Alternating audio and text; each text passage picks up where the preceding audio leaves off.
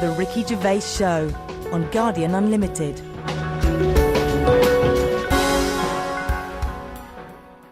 You're listening to Ricky Gervais with me, Stephen Merchant, and Karl Pilkington. Now, you probably know me from such works as The Office and Extras, Stephen being my co-writer and co-director on those things. For those people who are not so aware of Karl Pilkington, he was our producer, sort of given to us when we first started on XFM, and you're thinking, well, why are we doing a podcast? Why are we doing a podcast for no money? Is there no money? No, it's free, innit? It's free download. But this is what I'm here to answer. It's because I like to be in a room with Karl Pilkington. You know, like some people go and help sort of chimps. Do they? Yeah. Well, they go to the jungles and things. And help out little sort of endangered Diane species. Fossey or whatever. Exactly. You're very much the Diane Fossey of the Manchester scene. Of the little bald mank world. And Karl Pilkington is an ongoing experiment for me, because I've seen him blossom from an idiot into an imbecile. And I want to see it through. Look at the way he's looking at us through the glass. Look at that. He's got a perfectly round head. And that's why I'm doing this podcast, or bodcast, as I'm going to call it in his honour. Little round-headed bod-type freak. If you're not familiar with Bod, we can maybe put up a picture of Bod, the popular cartoon kids character. Go to rickygervais.com and you will see a picture of Karl and a picture of Bod. And you draw your own conclusions as to the likeness. Karl, what do you think about all this? That's all right. Are you excited by this new technology? What? Podcasts? Yeah, exactly. It's just, I mean, we are living in that sort of era now, aren't we? That you need to be able to listen to stuff on demand when you want it and stuff. I know you're not a fan of the iPod in general, are you? Or any of the MP3 things? You're concerned? I'm warming to it, but... This is what's amazing about Karl. Even though he's talking about things like MP3 players, computers, iPods, he sounds like he was found in a glacier and thawed out. Do you know what I mean? And sort of taught to speak. We're a couple of high school guys who found him, and we're trying to ingratiate him in the gang, trying to pass him off as someone from the modern day. No, but my thing with iPods is, now, do we need them? Do you know what I mean? We're living in that era now where we have invented most of the stuff that we need, and now we're just messing about. They said that in 1900. Someone actually said everything that's to be invented has already been invented. They said that in 1900, and how wrong were they? No, but what came out? At what point? What was invented in that year where they went, right, that's it now? What did they invent in 1900 that made them go, we've done it all now? Well, just think a little bit, right? The 20th century. Think what happened in the 20th century. Go on. Well, cars, planes. Yeah, but is that a good thing? Planes and that. Do you need a plane, really? Wouldn't it have been better if we all stuck where we should be instead of travelling about? War. Well, look, war's happening, isn't it? Because everyone's saying, well, now we can fly, we'll go over there. So there were no wars prior to the invention of the aeroplane? Not like there is today. Right. But what I'm saying is, the world's got smaller on it, everyone's saying that, right? Yeah. You know, the way I was saying to you the other day, you know, we now go to places where we shouldn't go. People go on holiday to places where you've got to have an injection before you go there. Yeah. Forget it then. That's a warning. Don't go there. I'm with you on that. I don't want to enter a country where I have to have an injection to stop me from dying while I'm in that country. Right, I totally agree with you on that. So what happened is, they invented the plane, and it's like, oh, let's go on holiday, and then they go, oh, I die now. Oh, well, you've got to invent something. Let's invent an injection. And then it's like, right, well, what else do we need to go to that place? There's a lot of faffing. So what I'm saying is... Is that a place? A lot of faffing? What I'm saying is, you know, Steve's travelled more than I have. You've been to, like, dangerous places. I've been to places where you need injections, yeah. Yeah, but why? Because it's fascinating, isn't it? You know, do you not believe in that idea of travel broadens the mind? You know, it makes you experience other ways of life, other ways of thinking. It just enriches you as a human being. That's the whole reason people go travelling. But since the invention of the telly, you don't have to go that far to see it. You're absolutely right. So there you go then. The telly was the 20th century, wasn't it? Yeah, it's pretty good. So where would you stop then? You'd stop making stuff now? Stop inventing stuff right now? Or do you think we could carry on for another 5 years, see what comes up, and then just draw a line under it all? Well, but again, we're just messing about, and but there's still things to do, isn't there? I mean, I know I could throw things up. You can always get an answer about it, but you know, a cure for cancer, a cure for AIDS. Yeah, but should we mess with that? What do you mean? because there's too many people in the world as it is, isn't there? So that's a way of controlling it, so that, you know, like, look at London, right? It's overpopulated, rent keeps going up because there's more and more people surviving, right? You let them die, it's going to even itself out. See, I was saying to someone the other day about maybe we should look at, if we're going to invent something, right, forget, like, the traditional way of people having kids, right, the way they, you know, have it away and that. You have a little What do you kid. mean? What do you mean? No, you know, like, the way that, you know, we have kids and stuff. If it'd be good if what happened was to control it is if man and woman, right, they're born and that, they enjoy their life, they learn a lot, they live to be about 78, I think, by that point. So specific. Yeah, 78, No, yeah. but by 78, I reckon you've sort of got to that point where you go, do you know what, I've done everything I'm going to do. If you haven't bungee jumped by the time you're 78, you're not going to do it. You know what I mean? So it's kind of like... Your hips have come off. You've done it all now, so I've had my innings. Yeah. And then you die, right? So, say if everyone had that, they live to be 78. But then, just as you die... They give you the bumps. You get... You have a little baby inside you, and as you die, your life carries on. Sorry. How is this happening? Sorry, are you mental? No, but don't you think... I mean, what? I've never heard such drivel. You're saying that, but if Newton said it, you'd go, interesting. That's what annoys me. The point is, Karl, he never would. No, He'd never say it, that's the point. But if you never say it, I don't understand what you're talking about there. What? How was it? How is there a little baby in a 78-year-old? No, what I'm saying is it's like an apple, where the apple grows and it's got its little baby pips in it, and the apple goes and the seeds are planted and a new one's born. But that's what happens. But that is what reproduction is. Yeah, but I'm saying babies aren't being born left, right and centre. It's controlled, so that as someone dies, someone's born. But Karl, stop. Whose responsibility is Look, this? if you don't want to do it, we won't do it. But I'm is it just supposed to be nature? Has nature got to develop humans so that we act that way? We live that way, or is this a scientific experiment? He said to you then, he said, look, if you don't want to do it, we don't need to do it. Like, if you were up for it, we'll sort it out. We can do that. We'll have a whip round so we can do the research. I just think, at the end of the day, we've got to do something. And is anyone keeping an eye on this and looking at what we can do next to control the population thing?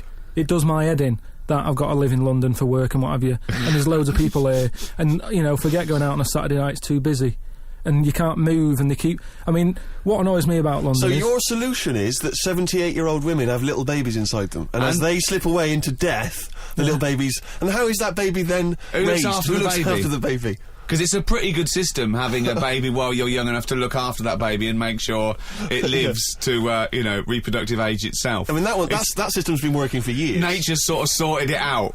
Natural selection and evolution sort of makes that a good model. But wait a minute, nature. Pop that on hold, because Karl Pilkington's got an idea. Yeah. That's what it was, just an idea. Yeah, well, it was nonsense.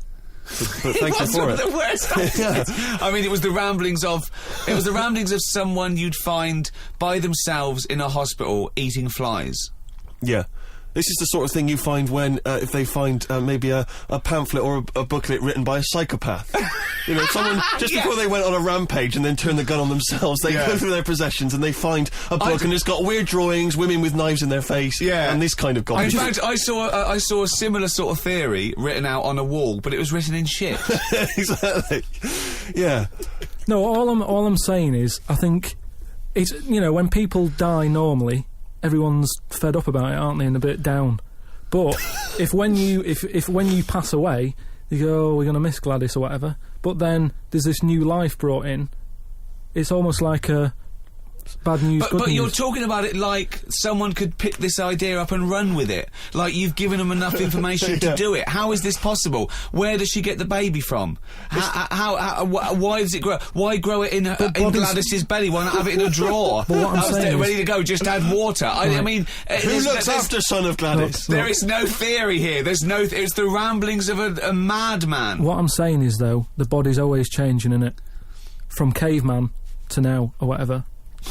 In It's some changing. cases. And they're always finding out more and more. Like I read the other day about how they're saying, do you know, like they say, people have six senses. Yeah. There's loads more than that.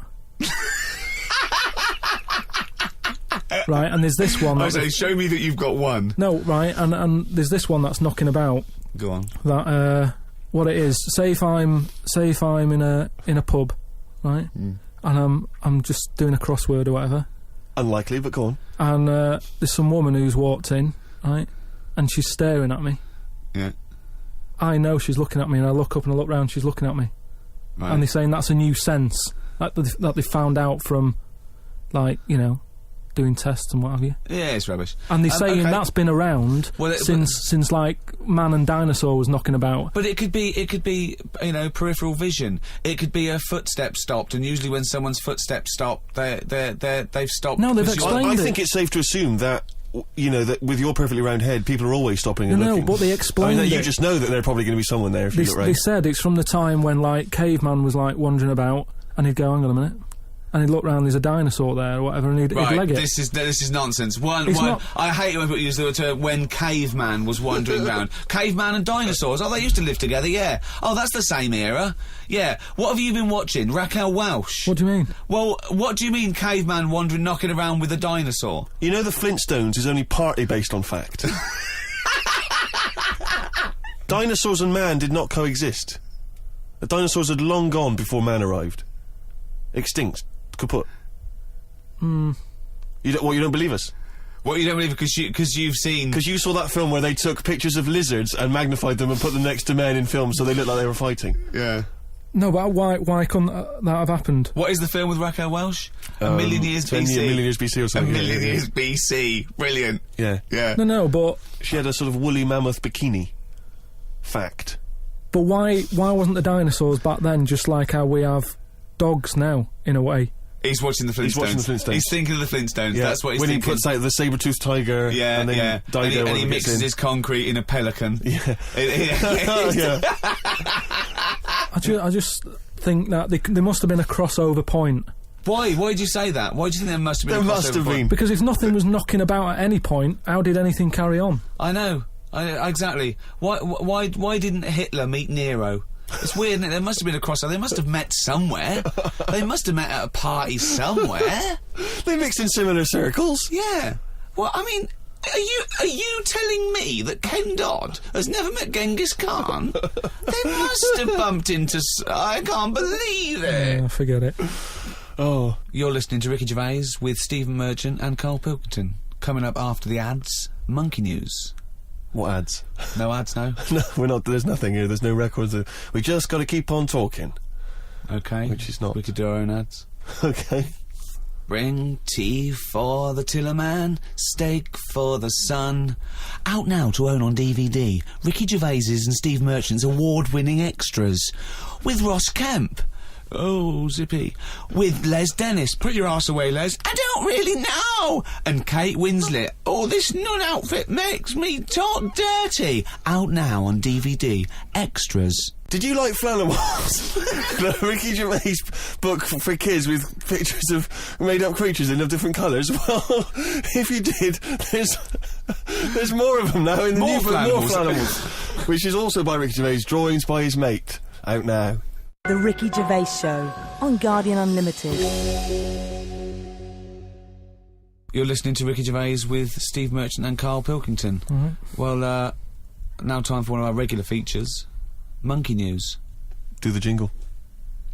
Oh, chimpanzee that monkey news. Right, what we're doing here is just giving you a bit of monkey news that's gone on, right? Where a monkey's been involved in it. Good little story in that. Yeah. Are you familiar with the one that went into space? The first sort of thing they ever sent up there before man did it and all that. You see, this is what annoys me with it really. Armstrong gets all the glory, but do you know who went up there before him? A monkey. Yeah. Yeah. Dog went up first. But what was the monkey called? I don't know. No, sure, okay. So it's not the most informed news bulletin. The dog was called Laika. Was it? Yeah, they couldn't get it back there. They sent it up there, did a few tests and stuff, and they couldn't get it back. They weren't prepared to bring the capsule back yet. Brilliant. We could all do that. So is that a good mission? Well, I just think it was seeing what if the mission itself killed it, but they didn't have the technology, because of course it couldn't fly the capsule back, which it has to be manned to bring right, it. well this was the next one up then, right? So the dog must have gone first, and then they went, right, we made an error there, right? Get the monkey in, And what happened is they taught it what buttons to hit at the time that it needed to hit them, and the way they did this was like give it bananas. It was like hit the red button, and it hit the red button, they'd give it a banana. Right. And they go, right, reverse is the green one, hit the green one. And then they do that and go, there's a banana. And then they go, right, hit reverse, and it go, and get a banana. Hit the red, so it was taking commands on like headphones. Right, but how were they Is giving it that the how you banana? learn to do radio? How were they giving it the banana? What do you mean? No, Well- this is before it went. You wouldn't just go and put a monkey in it and go, there you go, get on with it. They'd sort of put him in one of them capsules that you get, Yeah. and they were on headphones. I don't believe this happened. Well, I'm telling you the story now. So the monkey I don't sat... think they trained it to do anything. I think they sent it up there and they put electrodes coming out of it to No, see what. It wasn't it's- any of that. They did a thing like they do, like they can with animals. If you give something, like a treat, you can teach it how to do it. It's just like a dog, isn't it? It's called Pavlovian conditioning. However, that was to see if it would salivate or go over to a particular corner, not if it could control a spacecraft. Next one up. It's the next one up. As far as the monkey's not sat there going, oh, I'm a bit under pressure here, it's a rocket. All that's knowing is, I'm getting a banana if I hit that button. That's all the monkey's thinking about. They wouldn't put billions of whatever. space But dollars. how can they be sure that it's going to press the button at the right moment? Because it's got headphones on. They're telling it. It's not like just, you have now. it's not like willy-nilly. It's not just like pop it in there and Willy-nilly, see... who's that? But what's to stop it from just hitting it any old time? Because it's a monkey and it's not a human. Because he's trained now. But Oh, he's anyway, trained. so He's fully listen, trained. Yeah, go So on. what happened is, anyway, Oh, this is absolute rubbish. they pop the monkey in there. Yeah. He's got his headphones on. They're going, right, hit the green one. And I think there's something there that a little banana comes out to keep the same... No, you're making this up. I'm not, it's the same... There's no way that they made a Right, so spacecraft they can- that had a banana dispenser. Right, There's so- no way in this world that they made a spacecraft that could go into outer space, right? So what- so manned you're- so by a you're- monkey with a banana dispenser. So you're saying that it's easy to send something up to space, but you don't believe there's a little banana machine? Right, okay, so in your world, there's a monkey and it's been conditioned and there's a So- little monkey dispenser, Banana. monkey dispenser, a Yeah, banana like banana dispenser, dispenser, right? So it comes to the launch day, monkeys sat in there, everyone's ready, bananas are stocked up and all the rest of it. They go, right, hit the green button. Right, and the rocket goes off and what have you. No, they would not make the monkey launch the rocket. Carl, So- you are living in a cartoon world. So the rocket goes off, right? This is absolute bollocks. It's all going well. I mean, I don't know It's what you're all- going to... It's not going well. it's going There's well. no way a monkey launched It's a going- rocket. There is no way a monkey launched a rocket, So you idiot. it's all going on. So they're going, hit the left button, and it goes a The little bit left. left button! Right, Oh, so- well-known spacecraft command. This is Houston. Hit the left button. Oh, brilliant. This is what happened in Apollo 13. Hit the left button. So it You goes are- left. Yeah, it goes left. So it goes left, and it's going well. Left! It goes know. left! Yeah. No, the moon. So You're it going goes, right. It goes for the moon. Everything's going well. Right. They get up there. It does whatever it does. It reverse. It comes back. Right. So then You are, honestly, you are brain dead. So it's you are long- one of the most stupid people. That I would rather have the monkey drive me listen. home than you. So the thing is, so it lands back. Yeah. It does a good job and everything. It gets out. And this It's sick of bananas. This is where it turns a bit sad, because after it's done that mission, right? Because it happened and it was all safe and everything. The next one would have been to send man. Right. So the monkey enjoyed it, and it was like, well, I want to do it again, right?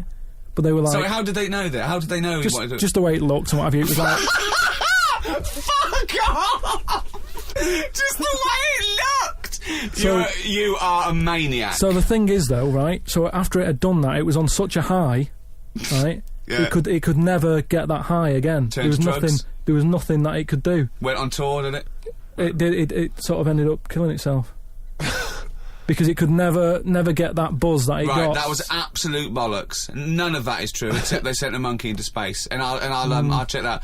Absolute drivel. So in your mind, it committed suicide. It went on a crazy bender, drinking drugs and women. And like then, it does happen. You and then hear it was about found it. in you a hear about motel it. room.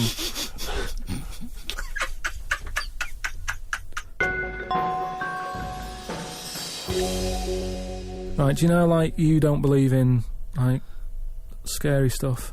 Just like ghosts. No, I believe in scary stuff. I don't believe No, in well, things that ghosts are totally and that. logical. Yeah, ghosts. Vampires? No. Anything made up by man. Well, there Anything... was something in the paper the other day about a vampire. How they found one. They dug something up. It was in the paper? And, oh, it's true then. It's definitely true. But It's we'll definitely leave true that. then. But we'll leave that because you're just going to do that, so it doesn't matter. No, come on. No, come come on, quickly, tell us. Come on. No, it's just that they found a body in a coffin Yeah. with a bit weird. of wood through its heart and a knife in its mouth. But if you don't believe it, It was a then what's the vampire point? pirate. Well, It was a vampire pirate. But that's definitely proof of a vampire then, and of course, and not some grotesque murder.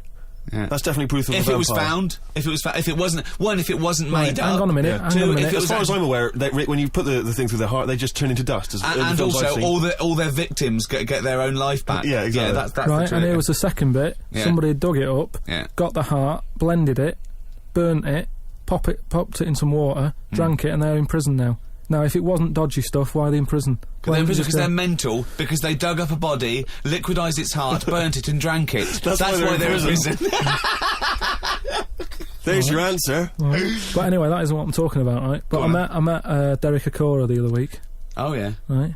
Now, And who's he? Which one's he? he's Is he a medium? He can contact the dead, is that right? he just chats to him and that, Sure. passes messages on. Nice of him. So I said, "Oh, tell us something a bit weird and that." So he said, "What do you want to know?" I said, "Just something weird."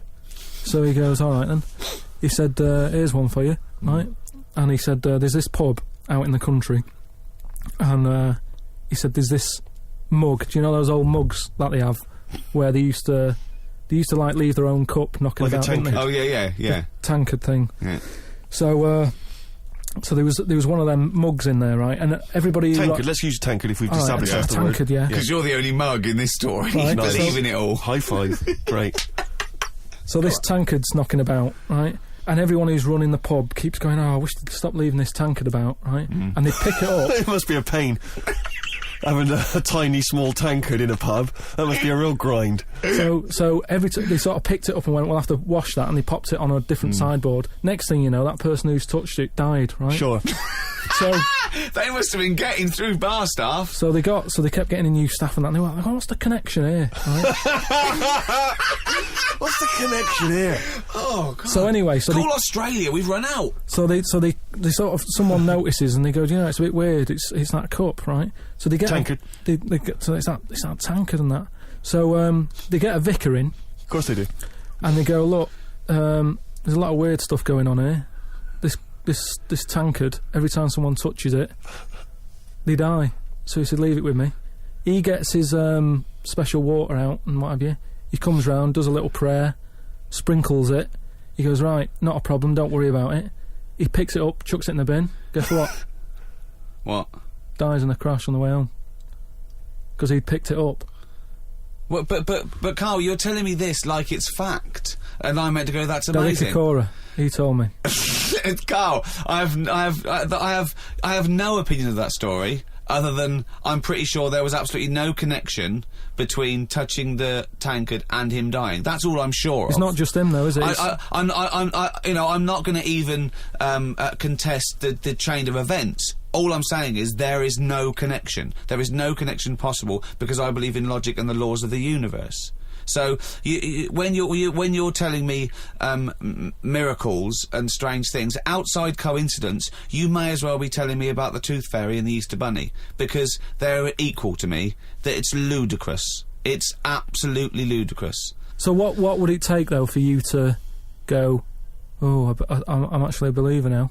But what you're saying is you're I can't answer that question because I'd have to base my beliefs on some of your premises, which I can't do. It's like you saying, "But what if you found out that 2 and 2 equaled 5?"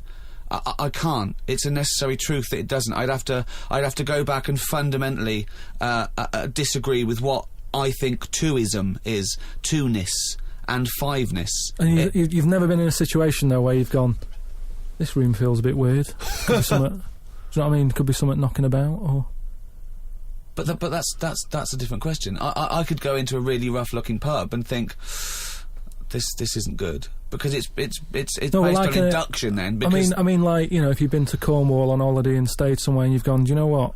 Sure, someone's died in here." I'm sure someone's died everywhere.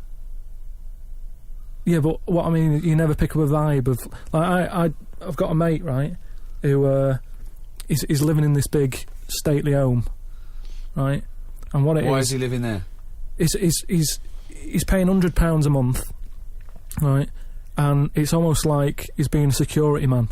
Oh, right. But he's not. He doesn't sit out the door with that on and everything. He just goes about his life, but he bases most of his work in this stately home. So what is it, like a housekeeper, like he's sort of house sitting? A little bit, yeah. I mean, it's massive. It's bigger than Buckingham Palace, this place, right? So what is it, a billionaire that's gone away or something? I think it's some sort of... I think he said something about a viscount or something, right? He said he owns this place. He's living in America. This place he owns, but it's falling to bits. Wow. And he's worried that people are going to go in there and squat and what have you. So he said to me, mate, you know, there was an advert in the paper, he doesn't know him, advert in the paper saying, do you want to live in a big house? 100 quid or whatever. And he went and had a look, right? And he's living in there now. He pays £100 a month. There's about 80 rooms. Gee. And it's this big stately house and what have you. And I went down there. He said, oh, come down and have a look, right? And from outside you go, oh, this is brilliant. It's like something out of, you know, like the Man of Born or something. You go, this is impressive. But then when you get in, it's like, it's a wreck. It's right? just falling apart because they can't afford... Well, it's just been left. No one's doing any vacuuming up or anything. There's like rat poison everywhere. Like windows are smashed, doors kicked in. That's a real shame. Why is it? Is it? I don't think he's doing his job, is he? Is it because it would cost like millions to do up or well, something? Apparently it'd be like I think they're going to have it done up, but it's going to cost like 80 million, right? So anyway, that's a big house. That's a big house. So we go to the pub and what have you. I've got like a little torch, and we're wandering around looking in all these different rooms, right? And I'm asking him how's it got in this state? Do you know what I mean? If someone's had it, why have they let it get to this state? And he was saying how, you know, it was like a mental home at one point, and it was like a drug thing as well. People who had problems with drugs, they popped them out there because it's in the middle of nowhere. Do you know what I mean? If you needed drugs or anything, forget it. It's not going to happen. Do you know what I mean?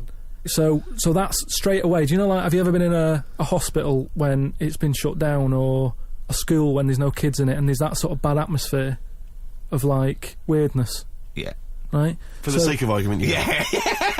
So we're wandering about, and I say, oh yeah, what's in this room, right? And we go in, and all the floors are like a wreck and rotten and stuff. And I looked at the wall, and there was like a little piece of paper stuck on the wall, right? And I said, what's this here? So I wandered over, right? Got right up close to it, and somebody had wrote Somebody had roted. Oh. Somebody had roted. I love this. Imagine him on Jack and Horry. Right, okay. Right, go on, sorry. So there's a little sign there, right? And I go up to it, and it says flies, right? With an arrow. Flies, like, flies this way, right? I think that's a bit weird. So I follow the arrow, right? Which goes to this corner where there's a shelf. About 3,000 dead flies on it. Oh my God. Condom stuck on the top.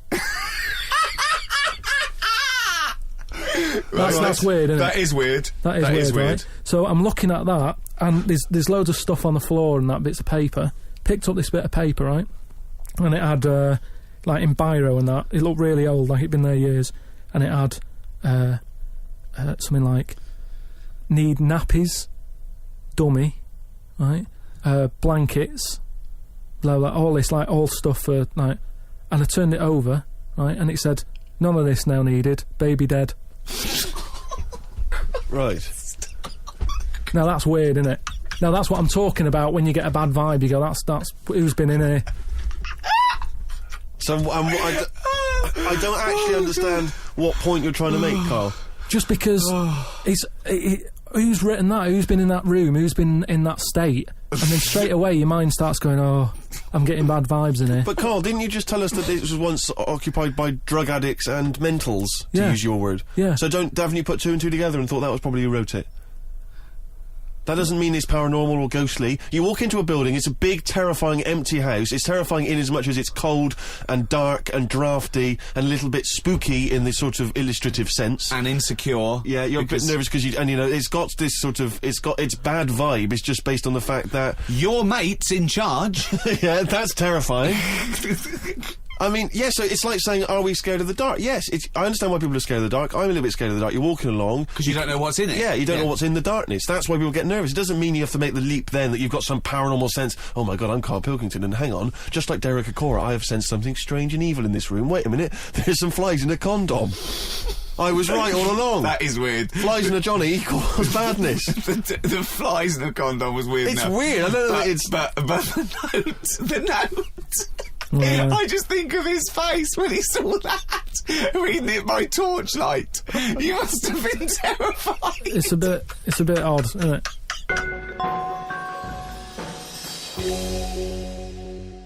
Thank you very much indeed for listening. If you'd like to get in touch with us, either myself or Ricky, or you've got something to send to Karl, then you can email us at podcast@rickygervais.com.